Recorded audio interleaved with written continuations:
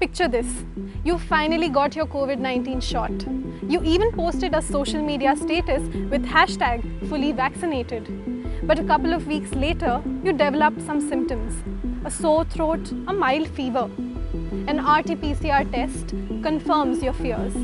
You have COVID-19. But wasn't the vaccine supposed to protect you from the novel coronavirus? Well, what you have is a breakthrough infection, and it's not as uncommon as you might think.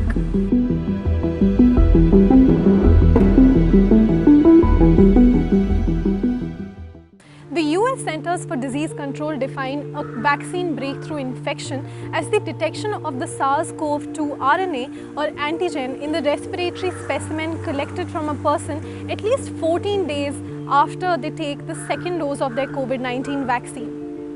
This is different from a reinfection, which is when an unvaccinated person who has recovered from COVID-19 is infected again. Breakthrough infections are not really new or uncommon because no vaccine is 100% effective. But what vaccines do is significantly reduce the risk of severe disease. Reinfections are rare.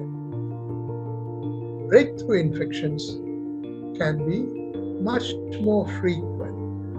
But the point is, the vaccine changes the whole game. The mortality comes down so low that if you have to get COVID, it is better to get an infection after vaccination than without vaccination, especially in the elderly and the vulnerable who are, at high risk for serious disease.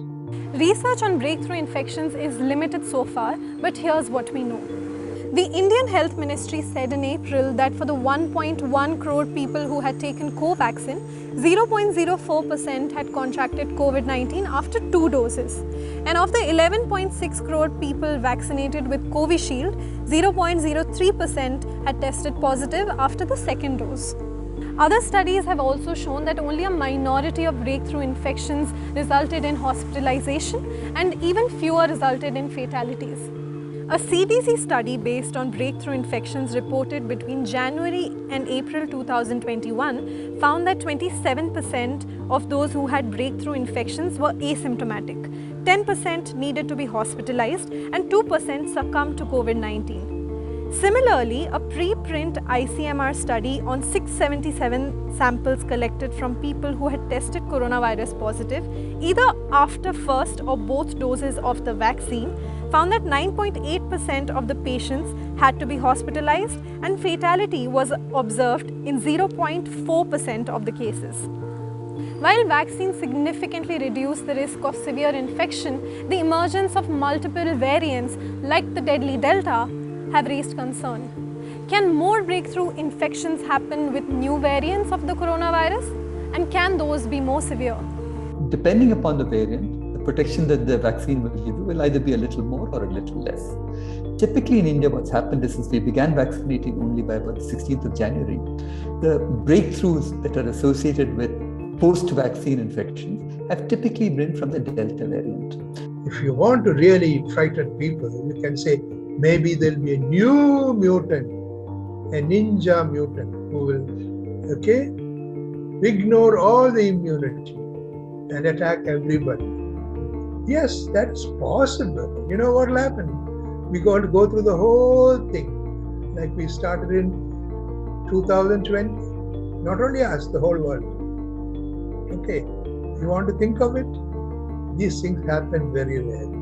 While the immune escape properties of variants like Delta require further study with respect to breakthrough infections, experts state that even one dose of the vaccine will give you significant protection compared to being unvaccinated regardless of the variant.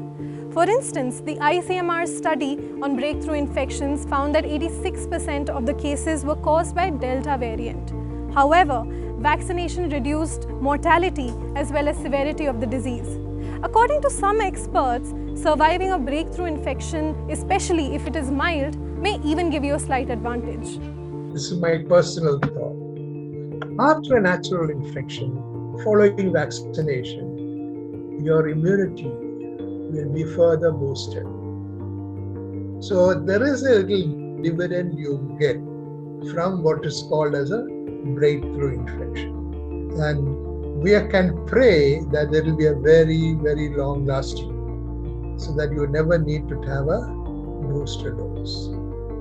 There are certain groups of people who are at a higher risk of having a severe breakthrough COVID-19 infection, such as people who are on immunosuppressive drugs or those who are immunocompromised, meaning their immune system cannot mount a strong enough response to the virus in a timely manner.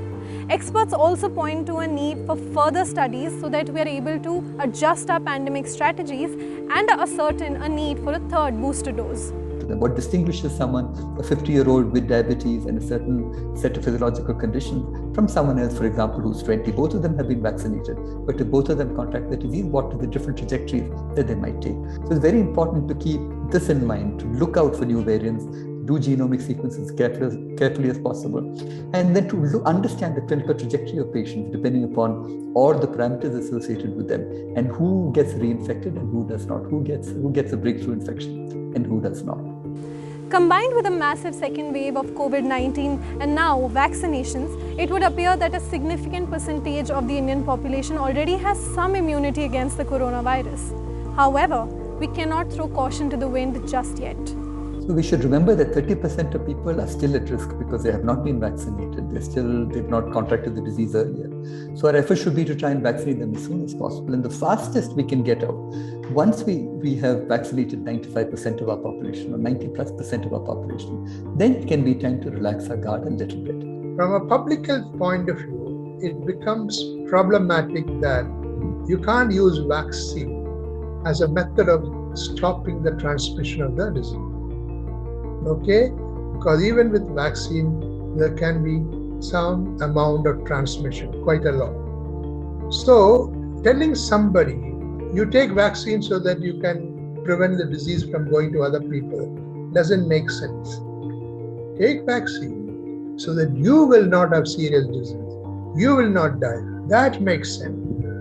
While the uncertainty of the future variants of coronavirus looms, experts are fairly positive that vaccines will continue to give you significant protection. So do get your COVID-19 shot when it's your turn and exercise caution such as distancing and wearing masks when in closed spaces and crowds.